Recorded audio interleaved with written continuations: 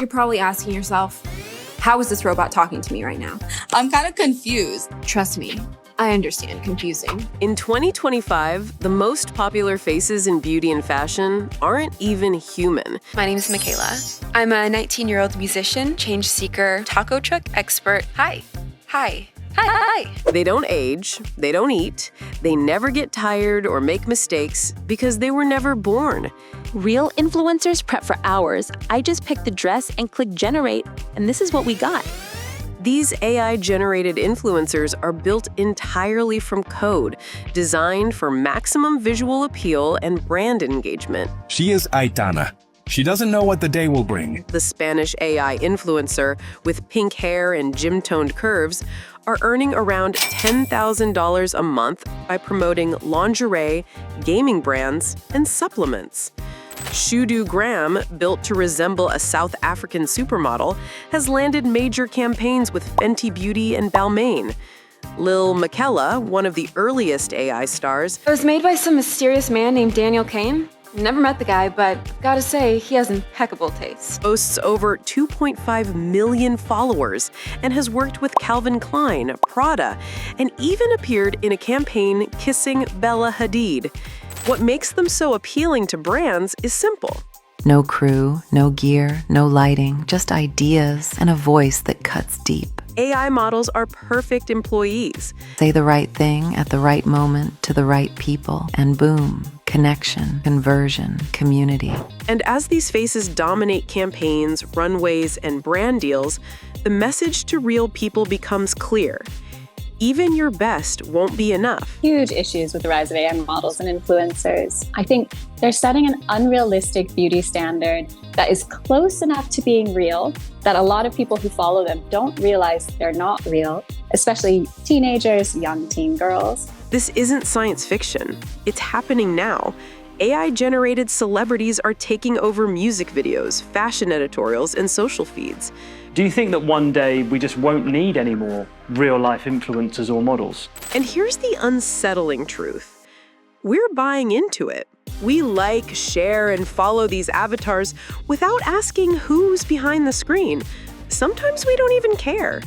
Because in a world obsessed with perfection, it doesn't matter if it's real, just that it looks flawless. In 2025, that question isn't theoretical. It's already being tested on the glossy pages of the world's most influential fashion magazines.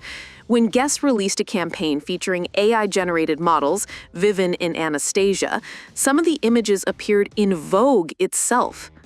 Speechless. This doesn't make me want to buy anything. We want to look at real people in magazines. All of these models are going to be out of work. All of these photographers are going to be out of work. The London-based agency behind the campaign insisted AI was meant to coexist with real fashion, not replace it, but their defense rang hollow. The more we're exposed to these images, they become normalized to us, and we start to basically idealize these images that don't actually exist. And so then we compare to them and we feel inadequate. In 2025, H&M announced its move into AI by creating digital twins of its real-life models. On the surface, the idea sounded innovative. The appearance of virtual models can easily be tailored to the target audience. Brands can change body types, skin tones, even ages, to help you imagine how clothes might look on you. Model alliances warned it wasn't progress, but replacement. These twins, perfectly rendered and endlessly reusable, gave H&M the ability to cut costs, reduce shoots, and sidestep the human labor that had always powered fashion. Model Alliance also warns that even if the models themselves are fairly paid, there's lots of other workers who might lose their jobs. Set designers, stylists, or makeup artists. Even heritage brands have stepped into this space. Levi's partnered with Dutch startup Lalaland.ai to roll out AI-generated models in its e-commerce store, marketed as a way to increase inclusivity. These avatars could be rendered in different body shapes, skin tones, and identities, showing customers how clothes might look on a wider range of people. But the irony was hard to ignore. If inclusivity mattered, why not simply hire those models in real life? And it isn't just fast fashion. Luxury houses are quietly experimenting too. Louis Vuitton and other heritage brands have begun using AI-generated or heavily augmented images in promotional materials, often without fanfare. Unlike the shockwaves caused by Guess and Vogue, these campaigns slip by with subtlety. The message trickles down. Perfection doesn't have to exist. It only has to be believable. It starts innocently. A filter that smooths your skin, brightens your eyes, sharpens your jaw. This is my face. Texture, pores. This, on the other hand, is witchcraft. With a single swipe, your face is transformed. At some point, you stop recognizing the unfiltered version, and without even noticing, you begin to believe that the version on your screen is the one you should aspire to. This is the power of AI beauty filters in 2025. They're not just altering appearances, they're reshaping identity. TikTok filters are officially evolving. I feel like we're used to, with the beauty filters, like, you know, if your hair goes over your eye, you can see the little eyelash popping out. Or if you go like this, you can see the filter jump. But none of that's happening here. Like, here's my face with the filter, and here it is without. But how weird did that look? It's crazy. It's like it changed her into this like monolithic look. Like if everybody put that filter on, we would all kind of have a really similar face features. Artificial intelligence doesn't understand beauty the way people do. It sees data, clicks, likes, pause time. It studies what holds your attention and then replicates it over and over again. And what it produces is an optimized image of beauty. This is how filters become the default. Here I am without the filter. Now let's try the bold glamour filter. Oh my goodness, that is very dramatic. Look at my eyes.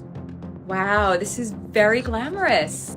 They reshape your entire face. It makes the brows lifted, the cheeks more sculpted, the nose slightly more refined, and then the lips, it makes it a lot plumper and juicier looking. And the more you see your filtered self, the more your real face begins to feel like a problem. But the consequences go far deeper than just insecurity. These filters often erase the very features that make us who we are. And it doesn't stop with everyday users. AI is transforming celebrity culture in ways that blur the line between performance and reality. AI pictures of celebrities that didn't even attend the Met Gala went more viral than the real one. Well, we gotta start off with AI Ariana Grande. Next, we got AI SZA. Low-key, this is kind of a serve and it's on theme. We got AI Lady Gaga. Most popular AI picture was this one of Katy Perry. And low-key, AI Katy is kind of slaying. It went so viral that Katy actually saw this and posted this to her Instagram. But it doesn't stop with celebrities. Some of the most intense emotional fan bases online are now built around AI-generated influencers. Lil Miquela receives hundreds of messages daily, fans telling her they love her, asking for advice, as if she were a friend. Aitana Lopez gets daily DMs, fan art, and even marriage proposals, despite being made entirely of code. These aren't ironic or playful interactions. They're sincere, emotional, sometimes obsessive. People are falling for fiction, and the fiction is engineered to feel more perfect than any real person ever could be. We spent like 2 months creating this personality and understanding how she would speak, how she would like interact with her community. So this is why we believe she has been working and she still works. These AI personas are created with one goal in mind: to maximize emotional engagement. Fans don't just admire them, they form one-sided emotional attachments, what psychologists call parasocial relationships, that feel just as real as any crush or connection. I'm gonna share some of my life with you, and honestly, it could get kind of personal. And the more we engage, the more we normalize it. The algorithm rewards these avatars, pushing them higher in feeds. We risk forgetting what real connection looks like, the kind that's messy, emotional, imperfect. AI might offer us consistency, but it can't offer us compassion.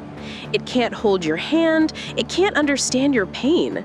and it will never love you back. Every AI-sculpted influencer you scroll past isn't just showing you beauty, they're selling it.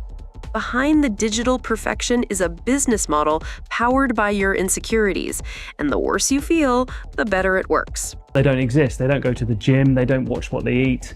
And there are some people, some of your followers, that say, I wish I had that body. In the beginning, we tried to make more curvy models, for example, or more not standardized models, and clients didn't like that. They usually want like a perfect model. Major players like L'Oreal, Sephora, and Estee Lauder are investing millions in AI tools that analyze your face, diagnose your flaws, and recommend a curated lineup of products to fix you. This isn't smart marketing, it's psychological warfare. The more time you spend online, the more the algorithm learns how to target your insecurities. That subtle moment of hesitation when you linger on a filtered image, it gets logged. And soon after, the system serves you a serum, a cosmetic procedure, or a fitness plan tailored to your needs. It's not coincidence, it's strategy. Sell the fantasy, then sell the fix. The danger is that this model doesn't stop. The standard of beauty will always be just out of reach, because the moment you feel satisfied, the machine stops making money. Your sense of imperfection is the product. So the next time you're tempted by that flawless face on your feed, ask yourself, who profits when you feel broken? Because the goal of this system isn't to make you feel better, it's to keep you reaching, buying, chasing forever.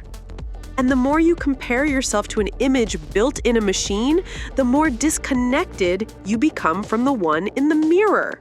We're told these tools empower us, that filters let us play, that AI helps us see our best selves. But peel back the surface, and the same patterns emerge. Skin is lightened, noses are narrowed, wrinkles erased, ethnic features minimized. Despite the promise of customization, the results still conform to a narrow, Eurocentric, algorithm-approved standard of beauty. The technology may be new, but the bias isn't. The real cost isn't just in self-esteem, it's in what we're losing. Identity, confidence. In chasing the perfect face, we risk erasing everything that makes us diverse, individual, human. If we allow the algorithm to dictate what's beautiful, we may forget how to recognize it in real life, in the flaws, in the stories, in the features passed down through generations. The things that once made us unique may start to feel like problems to fix. So here's the question. If AI can change every face we see, what does that do to how we see ourselves? If perfection becomes programmable, where does humanity fit in? You deserve more than to be measured against a fantasy. You deserve to be seen, truly seen, in all your complexity, your history, your imperfection. Because real progress doesn't come from hiding who we are, it comes from reclaiming it. And that's what we explore here at Humanity. If you want to keep uncovering the truth behind beauty, fashion, and the celebrity world, hit subscribe. There's so much more to reveal.